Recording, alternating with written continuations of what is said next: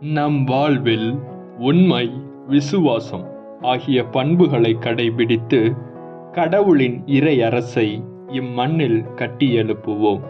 பிப்ரவரி 22, 2024 வியாழக்கிழமை. மறையுரை சிந்தனை.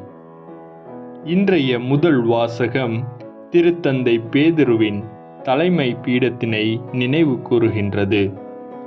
பேதுருவை நீர் ஒரு பாறை என்று அழைக்கிறார் இயேசு. பாறை என்பதை உண்மை, விசுவாசம் என்ற அர்த்தத்தில் இயேசு குறிப்பிட்டிருக்கலாம். ஏனென்றால் திருச்சபையை கட்டி காப்பது உண்மையும் விசுவாசமும் தான்.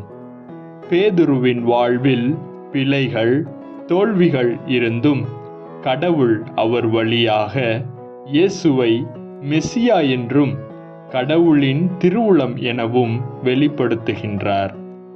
எனவே நாமும் நம் வாழ்வில் உண்மை, விசுவாசம் ஆகிய பண்புகளை கடைபிடித்து கடவுளின் இறை அரசை இம்மண்ணில் கட்டி எழுப்புவோம்.